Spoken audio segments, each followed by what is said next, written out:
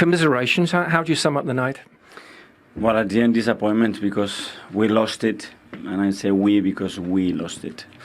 I think it was an incredible battle between two teams, and when we had them, we just give them the goals. Absolutely give them the goals, and against this team, they're going to destroy it, and they did. In the other hand, we had three big chances against this team. We didn't put them away. That was the difference. Difference at either end, then, in terms of also being clinical. Was that clearly something that could have been better? You have to be to beat them. We have to be over our level, because they are such a team individually, the quality that they have. But we absolutely matched them. I think we had them in big moments. But again, the games are defined in individual moments, especially in the box, and they were better than us. You got a penalty. Should there have been a second yellow card, do you think, for the goalkeeper, Ederson? I haven't seen the action again, but we were discussing that. How do you view your team's performance? At half-time, did you think this is our game to win? And the second half as well, we have certain periods that we were really imprecise. The restarts of play, we didn't read the situation well enough. We played fast when we didn't have any advantage, and we put ourselves in trouble, which, okay, we can accept that, but still the way we gave the goals away is just at this level. You did possible. Clearly, you said, though, pre-match, we play the Arsenal way, and do you think maybe then you overplayed in terms of... In certain areas of the pitch, especially after regaining the ball deep, yes. You don't play that. You have to play a different game, and we didn't read those situations well enough. What did you make of Manchester City in the second half? Was there an element of their experience in terms of being champions, in terms of being down this road before? I don't know. I didn't see any difference there. I saw, that they were man-to-man. They went a little bit higher up on the field, but we get out of the press as well in many situations. Good, but we didn't really understood when to play and which kind of ball to play in certain areas, and we got punished. It's a tough run for your team right now. What's the message to the players and, of course, to the fans? Because the atmosphere tonight, as you know, was exceptional, wasn't it? That the atmosphere and the performance, I think it was really good. If you take away that you gave Manchester City 3 goals. But for the rest, I don't know what else I can demand to the players to match that level. They are the best team in the world, and we match that level. But after, it's just necessary to do certain things better to beat them. You talked about belief being key. What now, in terms of belief, do you feel to win this league? I have more belief because I see a team that is going head-to-head with them. And now, of course, you can go above them again. And then, early kick-off at Aston Villa. You have to go to the next one. And in 3 days, we have another really difficult game. And this league is like that. Every 3 days, you have to be at your best. But more belief after this that you can win the league? I have more belief in my players, yeah. Away to Nottingham Forest for Manchester City, and this is what it means in terms of the table. For the first time since early November, the champions Manchester City hit the top on goal difference. Arsenal, of course, though, do still have that game in hand. And look at Manchester United, just those 5 points behind Arsenal now. And that's going to be, is it not, Roberto, such as the standards he set this season, that he went into this 3 games without a goal, but it was just a mini drought. Now he has 26 Premier League goals for the season. That equals the joint most ever for a City player, Sergio Aguero. And Alan, there's still 15 games to go. 26 and 22, by the way. It is bonkers. And after speaking to him a couple of days ago, he says he should have had more through his poor finishing and when other players might have crossed or passed to him. But that's his mentality, that's his attitude, and you can see the relief, albeit it was only 3 games, but you can see the relief in what it means to him to score goals. That's what he lives for, that's his job, and it'll be a happy camp and a happy dressing room there tonight. What first half as he walks past? Good to see you, Erling. Little handshake for Roberto. He completely blanked the rest of us. In terms of that first half, he cut a bit of a frustrated figure.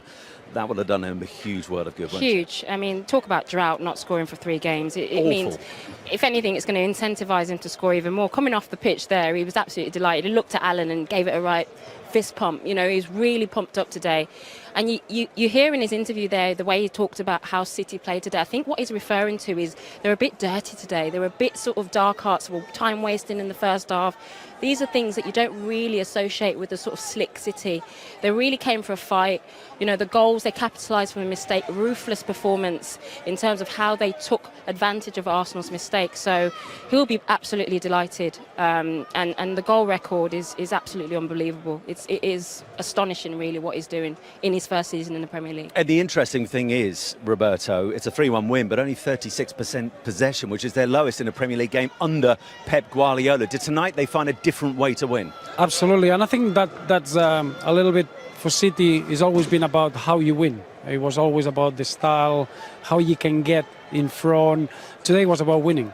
And I think it's so refreshing to see when you highlight a game like today. I think for Man City it was more important than Arsenal. For Arsenal now there's a second league starting. They've been fantastic all season. They got 16 games now to try to stay top. But for Man City today was the game. And I think the qualities that you've seen there, first half probably this is not the normal Man City that we expected, but the second half, the players, the decisions, how they behave in the final third, the moment of Kevin De Bruyne, of Erling Haaland, the way they defended all over the pitch, to see a Bernardo Silva playing left back, it didn't matter. It was no excuses, no reasons for not to get the 3 points, and that's the sign of a winning team. And Erling Haaland with Gail was talking about those minor adjustments that Pep Guardiola had made in the second half. Like his honesty, Erling said, I simply can't remember what they were. What minor adjustments, if any, did you see from City's second half? I don't know, but the Pep I remember. Next few months in terms of the title run-in, you find ways to win, and that's exactly what champions do. Yep, no, absolutely. I think, not that they needed to, but I think that sends a great message out to Arsenal. Arsenal have done incredibly well to get where they are after the number of games, played some great football. Yes, the last 3 games they've had a blip, but what Man City have said to them tonight, if you're going to take our title, you're going to have to work incredibly hard, be incredibly lucky in terms of the injuries that they're going to get. Yeah, so that was a big result, big performance, and a big message out to Arsenal from Manchester City. Well, let's see what Pep Guardiola makes of it, because he is just striding over to see us now, having a little glance around the pitch to look at some of the players warming down. Pep, good to see you again. Congratulations on the win. Well done. Very good. Congratulations, boss. Handshakes all round. Gracias. Alan Shearer's just called that a big win, a big performance, and a big message that you sent out for Arsenal. Do you agree? I should just win. They are okay. Now we are top of the league, but they have 1 game in hand, so it's a long road. Winning or losing, you have a lot of games still to play. But of course, come here, winning against that team. The first half they were much better than us. Second half we were much better. Second in the half time, so we cannot play without you're not playing. It was defending. It's because they are so good, but we should be more active. And the second half was excellent. What frustrated you particularly in that first half then? My tactics. In what way? Because I decided something new and it was horrible. Second half we were more like we are. What in particular was horrible about it? We let them play the build up, the way our shape. We let them play. When you let them play with Jorginho, Xhaka, with Alex, they found the players behind, especially Odegaard and the other one, the runners outside. So in the second half, in the half time, we adjusted a little bit. Ruben was really good, going more aggressive to Odegaard, and we control all the balls. We play more, and Erling helped us a lot because with 1 against 1 we had to play more long balls, and he used his power to keep the ball and after do it. But in the first half they had 1 more man in the middle. We struggled a lot to control them. That's why we suffered, and they were much better. But the second half we were there. Pep, was there a concern at half-time with Bernardo Silva on a yellow card? Was there ever a thought to say? Yeah, a little bit. Yeah. But Bernardo is so intelligent, and he knows exactly what he doesn't lose his. We were having the discussion whether you thought you were going to push him further into the middle and then bring a left back on or do it. Man to man, you don't have the extra player there, so that's why it's a little bit useless. Yeah. But Bernardo is so important for us because he's so intelligent, he's so clever to understand what is going on, what happened, and he adapt immediately, correct everything, and it's a guy who play left back and finish with a right winger. Yeah. So few players can do that. Pep, you mentioned in the first half you weren't entirely happy, but your team showed a ruthlessness today, an aggressive nature. Did you like that? Is that, to win the game? Is that part of the character of the team that you like? We are built as a team, like go as a crazy team. So when you wait and you know you float a little bit the opponent, that we are not who we are. In the second half, we were more aggressive jumping, winning duels, and when that happened, yeah, we are a better team. Pep, do you think it'll be from now till the end of the season that you are involved in the Champions League? Is that something that it could play a part with Arsenal just being in the Europa League, or is something that you feel? Many games to play. Important is a victory against this stadium, against this team. That the first leg have made 50 points, and they will be back in a good result. So in 3 days we have another one, and after we travel already Champions League. So and now it's the message because we won. It's good. Today we sleep leader. It's okay, but many games to play for everyone, and we are not an exception. Go. Well, I just want to say well done, because Thank the you. first half was really hard. Like I was saying to the guys, I've never seen a team really pushing like this, but the way you react on the second half, I liked a bit what Eni said, is that we have with Haaland that opportunity to play long and to cause chaos, because that's why he is. He's so fast, he's so strong, and for me the experience come into the game, because with special players, when you find special spaces, they dictate the game. Yeah, right, completely right. So, No. It's a little pause to think about. Let that settle. completely right. No, because the second half Arsenal play in the same way in the first half, but we were more aggressive in our high pressing, especially with the ball. You have a courage. I said, the guys, you have to make the challenge. They are aggressive. You have to keep the ball. You have to take it. You have to make an extra touch. Everyone. It's not pass, Haaland. It's impossible, Haaland. Haaland is a good player, but against Saliba and Gabriel it's not easy. You have to take a ball, have 1 or 2 or 3 touches, make an extra pass. And we did it, and that's why we play much better.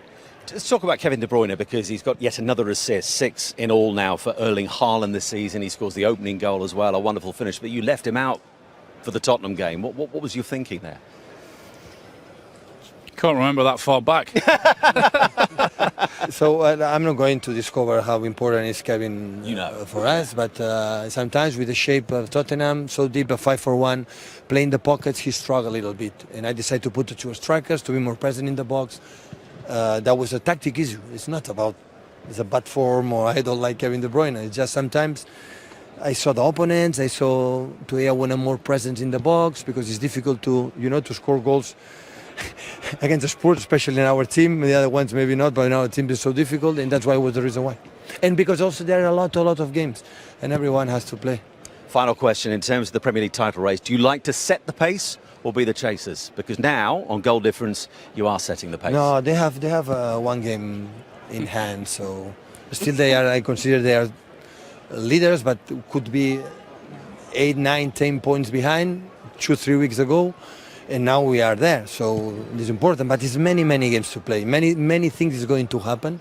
We are not going to win all the games. Hopefully our contenders neither. And just be patient. Now recover well, go to Nottingham and game by game. Pep, we've kept you long enough. You. Thank you ever so much. Congratulations. Done, Pep. Congrats. Congratulations. Thank you. There we go. It was a pleasure. And let's bring in one of the goal scorers tonight. He's looking over there slightly confused as to where he goes. Jack, over you come.